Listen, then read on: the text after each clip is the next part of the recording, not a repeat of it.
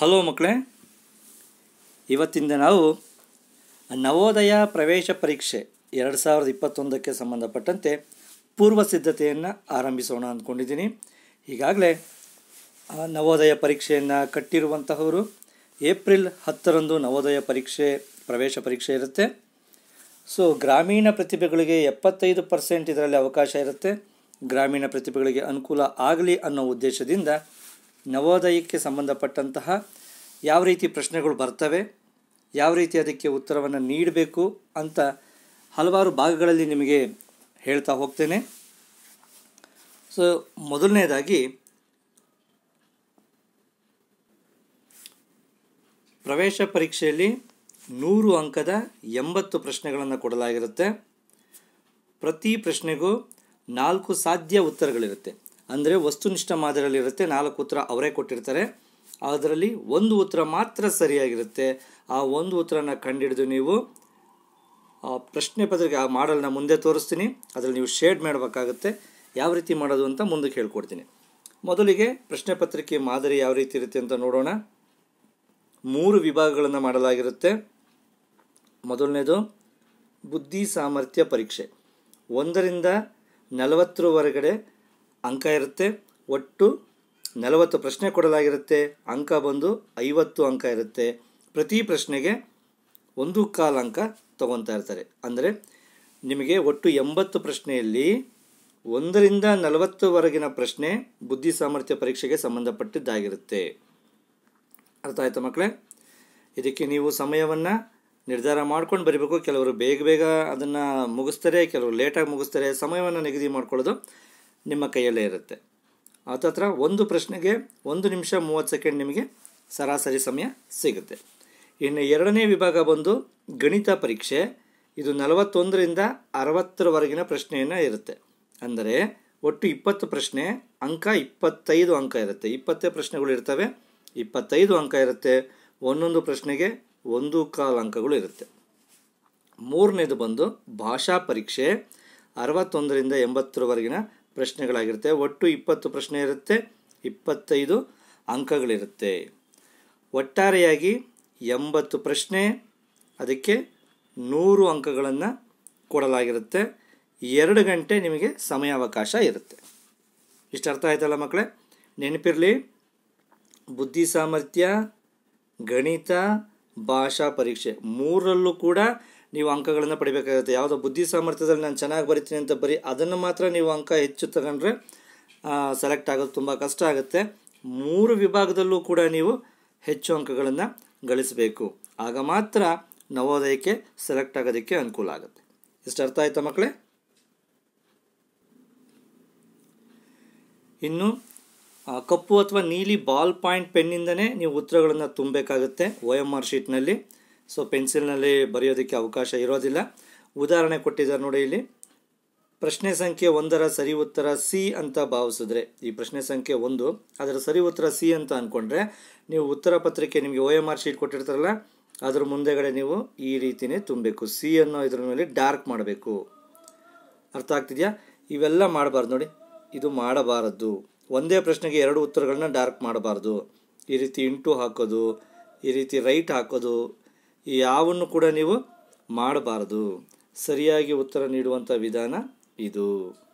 ಅರ್ಥ ಆಗ್ತಿದೆಯಾ ಮಕ್ಕಳೇ? ಯಾಕಂದರೆ ನೀವು ಅದ್ರ ಮೇಲೆ ಸುಮ್ಮನೆ ಡಾಟ್ ಇಟ್ಟರೂ ಕೂಡ ಇದು ಸ್ಕ್ಯಾನ್ ಆಗೋದ್ರಿಂದ ಕಂಪ್ಯೂಟ್ರಲ್ಲಿ 2 ಉತ್ತರಗಳನ್ನು ಕೂಡ ತೊಗೊಂಡ್ಬಿಡುತ್ತೆ. 2 ಉತ್ತರ ನೀವು ಕೊಟ್ಟಿದ್ದೀರಾ ಅಂದರೆ ಅದು ಅನರ್ಹ ಆಗುತ್ತೆ. ಆ ಉತ್ತರ ನೀವು ಸರಿಯಾಗಿ ಕೊಟ್ಟಿದ್ರು ಕೂಡ ಏನು ಟಿಕ್ ಆಗಿದೆ ಅಥವಾ ಸಿನೂ ಟಿಕ್ ಆಗಿದೆ ಅಥವಾ ಏನಲ್ಲೂ ಮಾರ್ಕ್ ಇದೆ ಇದರಲ್ಲೂ ಮಾರ್ಕ್ ಇದೆ ಅಂತ ಅನಿಸಿದ್ರೆ ಅದು ಅನರ್ಹಗೊಳ್ಳುತ್ತೆ. ಹಾಗಾಗಿ ಸರಿಯಾಗಿ ಯೋಚನೆ ಮಾಡಿ ಬರೀರಿ. ಸರಿಯಾಗಿ ಉತ್ತರಿಸುವ ವಿಧಾನವನ್ನು ಒಮ್ಮೆ ನೋಡ್ಕೊಳ್ಳಿ. ಆಯಿತಾ ಮಕ್ಕಳೇ? ಈ ರೀತಿಯಾದಂತಹ OMR ಶೀಟನ್ನು ನಿಮಗೆ ಕೊಟ್ಟಿರ್ತಾರೆ. ಪ್ರಶ್ನೆ ಸಂಖ್ಯೆಯ ಮುಂದೆಗಡೆ ನಿಮಗೆ ABCD ಆಪ್ಷನ್ 4 ಉತ್ತರಗಳದ್ದು ಕೊಟ್ಟಿರ್ತಾರೆ. ಉದಾಹರಣೆಗೆ ನೀವು ಈಗ 18ನೇ ಪ್ರಶ್ನೆಗೆ ಸರಿಯಾದ ಉತ್ತರ ಬಿ ಅಂತ ಅನಿಸಿದ್ರೆ ನಿಮ್ಮ ಪೆನ್ನಲ್ಲಿ ಏನು ಮಾಡಬೇಕು, ಬಿಗೆ ನೀವು ಚೆನ್ನಾಗಿ ಡಾರ್ಕ್ ಮಾಡಬೇಕು ಅಷ್ಟೇ. ಅಲ್ಲಿ ರೈಟ್ ಹಾಕೋದು ಏನು ಮಾಡಬಾರ್ದು, ಈ ರೀತಿ ಡಾರ್ಕ್ ಮಾಡಬೇಕು. ನೋಡಿ ಇಲ್ಲಿ ಒಂದು ಉದಾಹರಣೆ. 37ನೇ ಪ್ರಶ್ನೆಗೆ ಕೊಟ್ಟಿದ್ದಾರೆ. 37ನೇ ಪ್ರಶ್ನೆಗೆ ಸಿ ಸರಿಯಾದ ಉತ್ತರ ಅಂತ ಆದರೆ ಸಿಗೆ ಮಾತ್ರ ಡಾರ್ಕ್ ಮಾಡಿದ್ದೀವಿ. ಈ ರೀತಿ ಮಾಡೋದನ್ನು ಅಭ್ಯಾಸ ಮಾಡ್ಕೊಳ್ಳಿ. ಅರ್ಥ ಆಯ್ತಾ ಮಕ್ಕಳೇ? ಇನ್ನು ವಿಭಾಗ 1, ಅವಾಗಲೇ ಹೇಳಿದ್ನಲ್ಲ, ಬುದ್ಧಿ ಸಾಮರ್ಥ್ಯದ ವಿಭಾಗ ಇರುತ್ತಲ್ಲ, ಬುದ್ಧಿ ಸಾಮರ್ಥ್ಯದ ಪರೀಕ್ಷೆ, ಅದರಲ್ಲಿ 40 ಅಂಕ ಇರುತ್ತೆ. 1ರಿಂದ 40ರವರೆಗಿನ ಪ್ರಶ್ನೆಗಳು ಇದಕ್ಕೆ ಸಂಬಂಧಪಟ್ಟಂತೆ ಇರುತ್ತೆ. ಇದರಲ್ಲಿ ನಾವು 10 ಭಾಗ ಮಾಡಿರ್ತೀವಿ. ಯಾವ್ಯಾವ ಅಂತ ಮುಂದಕ್ಕೆ ಒಂದೊಂದು ಭಾಗದಲ್ಲೂ ನಿಮಗೆ ಹೇಳ್ತಾ ಹೋಗ್ತೇನೆ.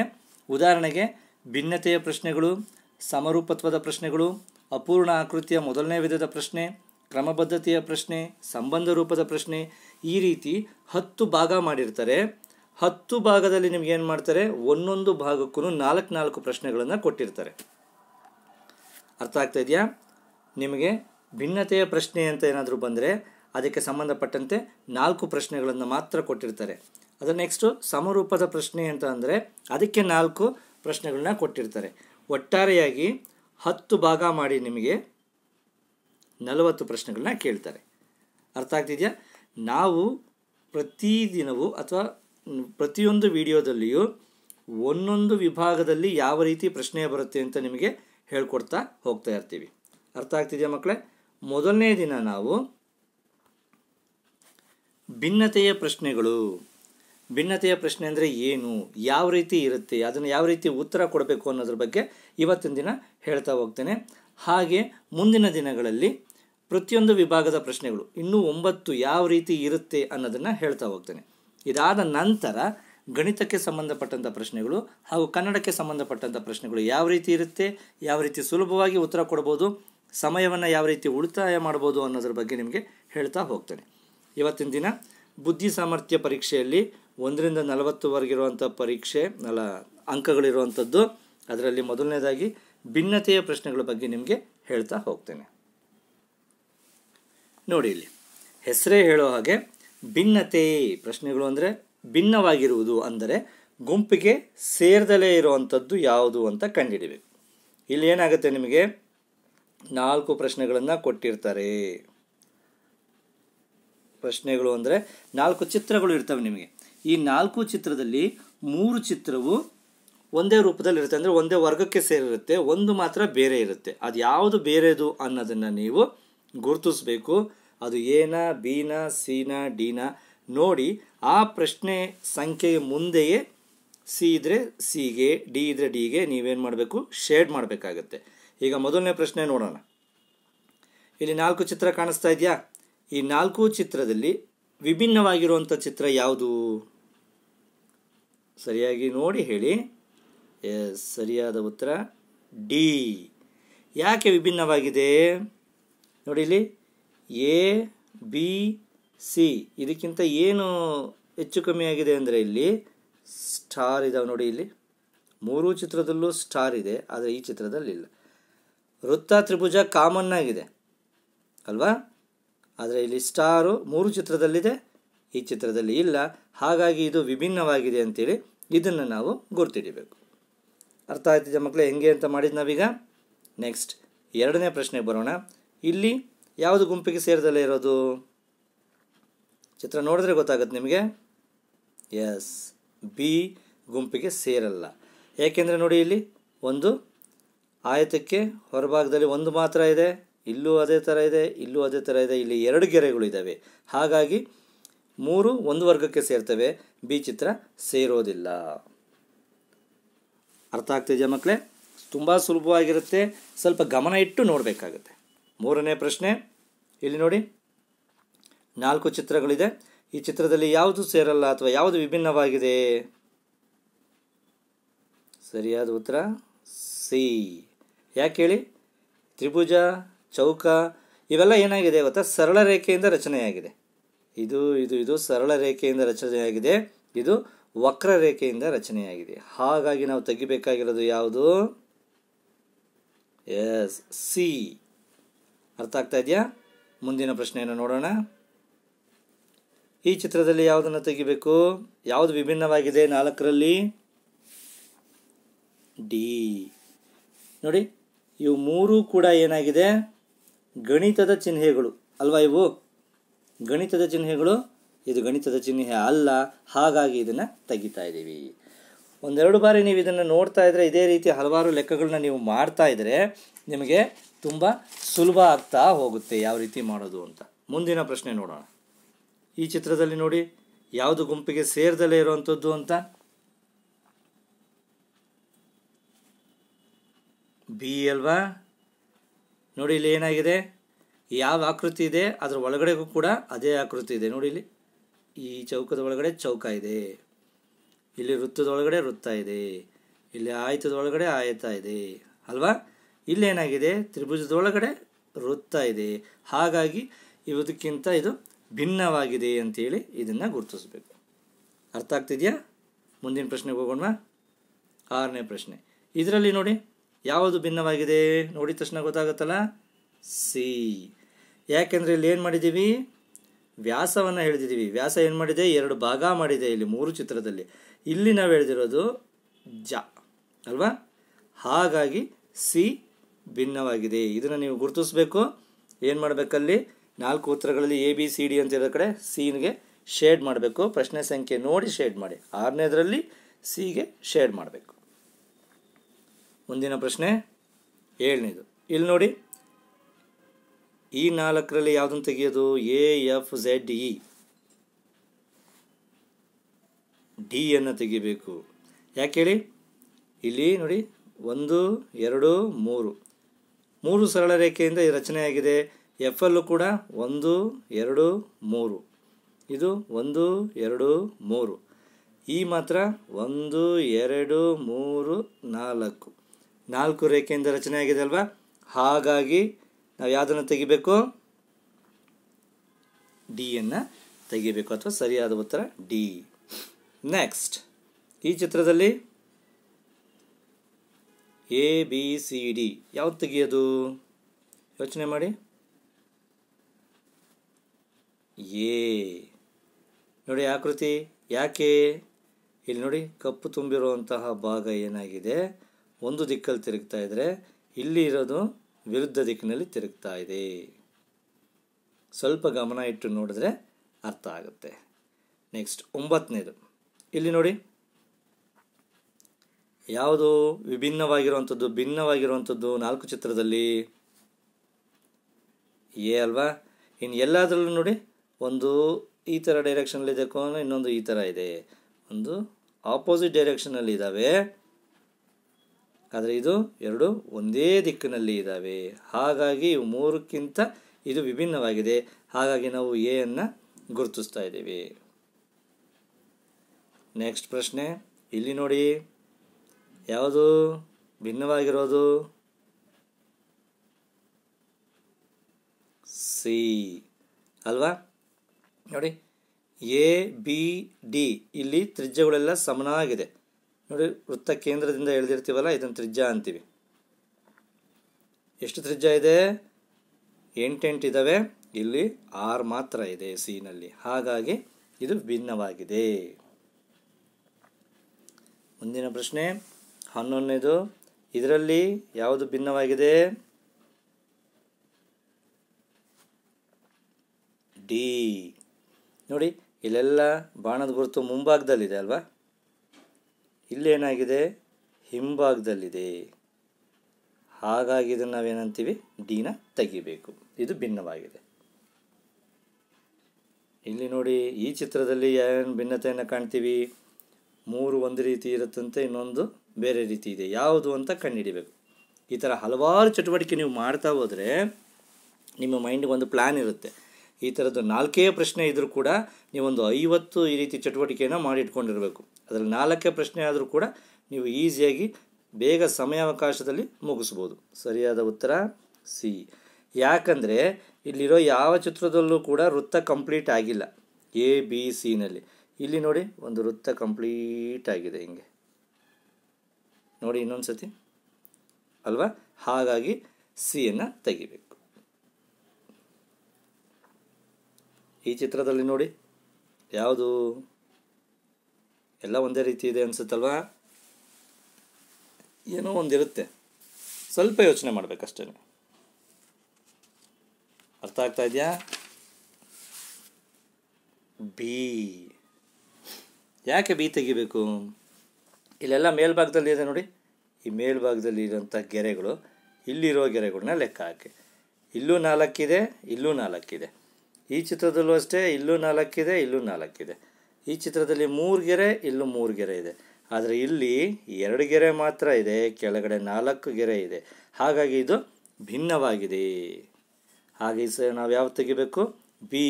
ಇದು ಉತ್ತರವನ್ನು ಹುಡುಕಿ ನೀವು ಶೇಡ್ ಮಾಡಬೇಕಾಗಿದೆ.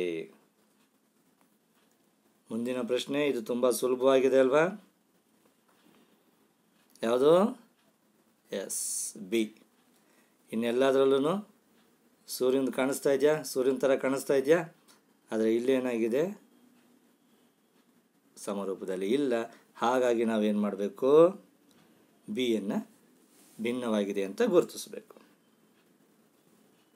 ನೆಕ್ಸ್ಟ್, ಈ ಚಿತ್ರದಲ್ಲಿ ಯಾವುದು? ಎಲ್ಲ ಒಂದೇ ಥರ ಇದೆ. ಡಿ. ಯಾಕೆ? ಇಲ್ಲಿ ನೋಡಿ, ಪ್ರತಿಯೊಂದು ಚಿತ್ರದಲ್ಲೂ ಬಲಭಾಗದಲ್ಲಿರೋದಕ್ಕೆ ಏನು ಮಾಡಿದ್ದಾರೆ? ಶೇಡ್ ಮಾಡಿದ್ದಾರಲ್ವ. ಇಲ್ಲೇನಾಗಿದೆ? ಎಡಭಾಗದಲ್ಲಿರೋದಕ್ಕೆ ಶೇಡ್ ಮಾಡಿದ್ದಾರೆ. ಇಷ್ಟೇ, ಕೆಲವು ಸಿಂಪಲ್ ಇರುತ್ತೆ. ಅದನ್ನು ನೀವೇನು ಮಾಡಬೇಕು? ಗುರುತಿಸಿ ಬರಿಬೇಕು. ಅರ್ಥ ಆಯ್ತಾ ಮಕ್ಕಳೇ? ಈಗ ಇಷ್ಟು ನಿಮಗೆ ನಾನು ಹೇಳಿದ್ದು. ಸರಿ ಮಕ್ಕಳೇ, ಈಗ ನಾವೇ ಹೇಳ್ತಿರೋದು ಭಿನ್ನತೆಯ ಪ್ರಶ್ನೆಗಳಿಗೆ ಸಂಬಂಧಪಟ್ಟಂತೆ ಮಾತ್ರ ಹೇಳ್ತಿದ್ದೀವಿ. ಇದು ಪ್ರಶ್ನೆ ಪತ್ರಿಕೆಯಲ್ಲಿ 4 ಪ್ರಶ್ನೆಗಳು ಬರ್ತವೆ. ಹಾಗಾಗಿ ಇದಕ್ಕೆ ಸಂಬಂಧಪಟ್ಟಂಥ ಚಟುವಟಿಕೆಯನ್ನು ಮಾತ್ರ ಈ ಭಾಗ 1ರಲ್ಲಿ ಮಾಡ್ತಾ ಇದ್ದೀವಿ. ಭಾಗ 2ರಲ್ಲಿ ಮುಂದಿನ ಇನ್ನೂ 9 ವಿಭಾಗಗಳು ಯಾವ ರೀತಿ ಇದೆ, 9 ಮಾದರಿಯ ಪ್ರಶ್ನೆ ಯಾವ ರೀತಿ ಇದೆ ಅಂತ ಹೇಳ್ತಾ ಹೋಗ್ತೀವಿ. ಈಗ ನಾನು ಏನು ತೋರಿಸ್ತಾ ಇದ್ದೀನಲ್ಲ ವಿಡಿಯೋ, ಇದನ್ನು ನೀವೇನು ಮಾಡಬೇಕು? ಸ್ಕ್ರೀನ್ಶಾಟನ್ನು ಹೊಡ್ಕೊಳ್ಳಿ. ಆದಷ್ಟು ಸ್ಕ್ರೀನ್ಶಾಟ್ ಹೊಡೆದು ಈ ಸಂಬಂಧಪಟ್ಟಂಥ ಈ 4 ಚಿತ್ರಗಳಲ್ಲಿ ಯಾವುದು ಸೇರಲ್ಲ ಅಂತ ನೀವು ಗುರುತಿಡೋದಕ್ಕೆ ಪ್ರಯತ್ನ ಪಡಿ. ಉದಾಹರಣೆಗೆ ತೋರಿಸ್ತೀನಿ ನೋಡಿ. ಇದರಲ್ಲಿ ಯಾವುದು ಸೇರಲ್ಲ? ಡಿ ಸೇರಲ್ಲ. ಇಲ್ಲಿ ಯಾವುದು ಸೇರಲ್ಲ? ಎ ಸೇರಲ್ಲ. ಯಾಕೆ? ಇವೆಲ್ಲ ನೆಲದ ಮೇಲೆ ಓಡೋ ಅಂಥವು, ಇದು ಆಕಾಶದಲ್ಲಿ ಹಾರೋ ಅಂಥದ್ದು. ಇವೆಲ್ಲ ಏನು? ವೆಹಿಕಲ್, ವಾಹನಗಳು, ಪೆಟ್ರೋಲಿಂದ ಓಡೋ ಅಂಥವು. ಇದು ಪ್ರಾಣಿಯಿಂದ ಓಡ್ತಾ ಇರೋವಂಥ ವಾಹನ. ಹಾಗಾಗಿ ಇದನ್ನು ಗುರುತಿಸಿದ್ದೀವಿ. ಈ ರೀತಿ ನಿಮಗೆ ಹಲವಾರು ನಾವು ಇಲ್ಲಿ ಪ್ರಶ್ನೆಗಳನ್ನು ತೋರಿಸ್ತಾ ಹೋಗ್ತೇನೆ. ನೀವು ಸ್ಕ್ರೀನ್ಶಾಟ್ ಹೊಡ್ಕೊಂಡು ನೀವೇ ಅದಕ್ಕೆ ಉತ್ತರಗಳನ್ನು ಕೊಡೋದಕ್ಕೆ ಪ್ರಯತ್ನ ಪಡಿ, ಚಟುವಟಿಕೆಗಳನ್ನ ಮಾಡ್ತಾಯಿರಿ. ಸರಿನಾ ಮಕ್ಕಳ? ನೋಡಿ, ಮುಂದಿಂದು 3, 4, 5 ಪ್ರಶ್ನೆಗಳಿದ್ದಾವೆ. ಇದನ್ನು ಸ್ಕ್ರೀನ್ಶಾಟ್ ಹೊಡ್ಕೊಳ್ಳಿ. ಆದಷ್ಟು ಯಾವುದು ಇದರಲ್ಲಿ ಭಿನ್ನತವಾಗಿದೆ ಅನ್ನೋದನ್ನು ನೀವೇ ಗುರುತಿಸ್ತಾ ಹೋಗಿ. ನೋಡಿ, ಸಾಕಷ್ಟು ಪ್ರಶ್ನೆಗಳನ್ನು ಕಲೆಕ್ಷನ್ ಮಾಡಿದ್ದೀವಿ. ಅದನ್ನು ನಿಮಗೆ ತೋರಿಸ್ತಾ ಇದ್ದೀನಿ. ಇದನ್ನು ನೀವೇನು ಮಾಡಬೇಕು? ಭಿನ್ನವಾಗಿರೋದು ಯಾವುದು ಅಂತ ಗುರುತಿಸ್ತಾ ಹೋಗಿ. ಒಂದು ಸ್ಕ್ರೀನ್ಶಾಟನ್ನು ತಗೊಂಡ್ಬಿಟ್ರೆ ನೀವೇ ಕೂತ್ಕೊಂಡು ಪ್ರತಿದಿನ ಇದನ್ನು ಅಭ್ಯಾಸನೂ ಕೂಡ ಮಾಡ್ಬೋದು. ಒಂದು ಕಡೆ ಸ್ಟೋರ್ ಮಾಡಿ ಇಟ್ಕೊಬೋದು. ಸಾಧ್ಯವಾದರೆ ಪ್ರಿಂಟ್ ಕೂಡ ತೆಗೆಸ್ಕೊಬೋದು.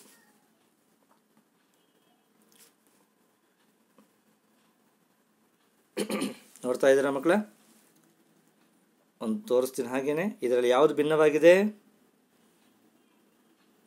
ಬಿ. ಯಾಕೆ ಅಂದರೆ ನೋಡಿ, ಇಲ್ಲಿ ಆಕೃತಿ 3 ಇದೆ ಅಲ್ವಾ? ಇಲ್ಲಿ 3 ಚುಕ್ಕೆ ಇಟ್ಟಿದ್ದಾರೆ. ಇಲ್ಲೂ ಕೂಡ 3 ಆಕೃತಿ ಇದೆ, 3 ಚುಕ್ಕೆ ಇಟ್ಟಿದ್ದಾರೆ. ಇಲ್ಲಿ 4 ಬಾಕ್ಸ್ ಇದೆ, 4 ಚುಕ್ಕೆ ಇಟ್ಟಿದ್ದಾರೆ. ಇಲ್ಲಿ ಒಂದು ಬಾಕ್ಸ್ ಖಾಲಿ ಬಿಟ್ಟಿದ್ದಾರೆ. ಹಾಗಾಗಿ ಇದು ಸ್ವಲ್ಪನೇ ಇರುತ್ತೆ. ನೀವು ಅದನ್ನು ಸ್ವಲ್ಪ ತಲೆಯನ್ನು ಓಡಿಸಿ. ಇಲ್ಲಿ ಯಾವುದನ್ನು ತೆಗಿಬೇಕು? ಬಿ. ಯಾಕೆ ಬಿ? ನೋಡಿ, ತ್ರಿಭುಜದೊಳಗಡೆ 2, ಹೊರಗಡೆ 2 ಮಣಿ ಇದೆ. ಇಲ್ಲೂ ಕೂಡ ತ್ರಿಭುಜದೊಳಗಡೆ 3 ಮಣಿ ಇದೆ, ಇಲ್ಲಿ ಹೊರಗಡೆ 3 ಇದೆ. ತ್ರಿಭುಜದೊಳಗಡೆ 1 ಮಣಿ ಇದೆ, ಇಲ್ಲಿ 1 ಮಣಿ ಇದೆ ಹೊರಗಡೆ. ಇಲ್ಲಿ ತ್ರಿಭುಜದೊಳಗಡೆ 1 ಇದೆ, ಹೊರಗಡೆ 2 ಇದೆ. ಹಾಗಾಗಿ ಇದು ಭಿನ್ನವಾಗಿದೆ ಅಂತೇಳಿ ಗುರುತಿಸ್ತೀವಿ. ಇಲ್ಲಿ ಸರಿಯಾಗಿ ನೀವು ಆಯ್ಕೆ ಮಾಡಬೇಕಾಗಿರೋದು ಬಿ. ಗೊತ್ತಾಯ್ತಾ? ನೋಡಿ, ಅದಕ್ಕೆ ಸಂಬಂಧಪಟ್ಟಂತೆ ಹಲವಾರು ಚಿತ್ರಗಳನ್ನು ನಿಮಗೆ ಕೊಡ್ತಾ ಇದ್ದೀವಿ. ಸಾಧ್ಯವಾದರೆ ಇದನ್ನು ಸ್ಕ್ರೀನ್ಶಾಟನ್ನು ಹೊಡ್ಕೊಳ್ಳಿ. ಆಮೇಲೆ ಇದಕ್ಕೆ ನೀವೇನು ಮಾಡಿ? ಉತ್ತರವನ್ನು ಕಂಡಿಡ್ಕೊಳ್ಳಿ. ನೋಡಿ ಮಕ್ಕಳ, ಸ್ಕ್ರೀನ್ಶಾಟನ್ನು ಹೊಡ್ಕೊಳ್ಳಿ ಅಂತಲೇ ನಾನು ನಿಮಗೆ ಇದನ್ನೆಲ್ಲ ಕಲೆಕ್ಷನ್ ಮಾಡಿ ತೋರಿಸ್ತಾ ಇದ್ದೀನಿ. ನೋಡಿ, ಆಕೃತಿಗಳಿದ್ದಾವೆ. ಭಿನ್ನವಾಗಿರೋದು ಯಾವುದು ಅಂತ ನೀವು ಕಂಡಿಡಿರಿ. ಸಾಧ್ಯವಾದರೆ ನಿಮ್ಮ ಶಿಕ್ಷಕರುಗಳಿಗೆ ತೋರಿಸಿ ಅವರಿಂದ ಸರಿಯಾದ ಮಾಹಿತಿಯನ್ನು ಪಡೆದುಕೊಳ್ಳಿ. ನೋಡಿ, ಸ್ಕ್ರೀನ್ಶಾಟ್ ಹೊಡೀರಿ, ಅದನ್ನು ಸರಿ ಮಾಡಿ ಯಾವುದು ಸರಿಯಾದ ಉತ್ತರ ಅಂತ ಗುರುತಿಸಿ ಸರಿನಾ ತಪ್ಪಾ ಅಂತ ನಿಮ್ಮ ಪೋಷಕರಿಗಾಗಲಿ, ನಿಮ್ಮ ಮನೆಯಲ್ಲಿರುವಂಥ ನಿಮ್ಮ ಅಣ್ಣಂದಿರಿಗಾಗಲಿ ತೋರಿಸಿ, ನಿಮ್ಮ ಶಿಕ್ಷಕರಿಗಾಗಿ ತೋರಿಸಿ ಅವರಿಂದ ಸರಿಪಡಿಸ್ಕೊಳ್ಳಿ. 4 ಅಂಕನ ನಿಮ್ಮ ಜೇಬಿನಲ್ಲಿ ಇಟ್ಕೊಳ್ಳೋದಕ್ಕೆ ಮಾಡಿ. ಇಲ್ಲಿ ನೋಡಿ, ಇದರಲ್ಲಿ ಯಾವ್ದು ತೆಗಿಬೇಕು? ಇದು. ಯಾಕೆ? S7 ಅಂದರೆ ಇದು S for 7, T for 10, F for 5, C for 3 ಆಗಲ್ಲ ಅಲ್ವಾ? ಹಾಗಾಗಿ ಇದನ್ನು ತೆಗಿಬೇಕು. ಹಾಗೆ ಯೋಚನೆ ಮಾಡ್ತಾ ನೀವು ಸರಿಯಾದ ಉತ್ತರವನ್ನು ಕಂಡುಹಿಡ್ಕೊತ ಹೋಗಿ. ಹೇಳಿದ ಅರ್ಥ ಆಯ್ತಾ ಮಕ್ಕಳ? ಇದು ನಾವು ಯಾವುದೇ ರೀತಿಯ ಒಂದು ನವೋದಯ ಇನ್ಸ್ಟಿಟ್ಯೂಟ್ ಯಾವುದೂ ಸ್ಟಾರ್ಟ್ ಮಾಡಿಲ್ಲ ನಾವಿಲ್ಲಿ. ನಮ್ಮ ಶಾಲೆಯಿಂದ ನವೋದಯಕ್ಕೆ ಹಲವಾರು ವಿದ್ಯಾರ್ಥಿಗಳು ಆಯ್ಕೆಯಾಗಿದ್ದಾರೆ. ಇದರ ಮೇಲೆ ಗ್ರಾಮೀಣ ಭಾಗದ ಮಕ್ಕಳಿಗೆ ಅನುಕೂಲ ಆಗಬಹುದು ಅಂತ ಒಂದು ಕಾರಣದಿಂದ ನಾವು ಈ ವಿಡಿಯೋವನ್ನು ಮಾಡ್ತಾಯಿದ್ದೀನಿ. ಸೊ ಆದಷ್ಟು ಇದನ್ನು ಸದುಪಯೋಗ ಪಡಿಸ್ಕೊಳ್ಳಿ. ಶಿಕ್ಷಕರು ಕೂಡ ತಮ್ಮ ಶಾಲೆಯಲ್ಲಿ ಎಕ್ಸಾಮ್ ಕಟ್ಟಿರುವಂಥವರಾಗಲಿ, ಮುಂದಕ್ಕೆ 4ನೇ ಕ್ಲಾಸಲ್ಲಿ ಇದ್ದು ಮುಂದೆ 5ನೇ ಕ್ಲಾಸಿಗೆ ಬರುವಂಥ ಮಕ್ಕಳಿಗಾಗಲಿ ಇದನ್ನು ತೋರಿಸಿ ಈಗಲಿಂದಲೇ ಇದನ್ನು ಪರಿಚಯ ಮಾಡಿಸೋದಕ್ಕೆ ಪ್ರಯತ್ನ ಪಡಿ ಅಂತ ಹೇಳ್ತಾ ಇದ್ದೀನಿ.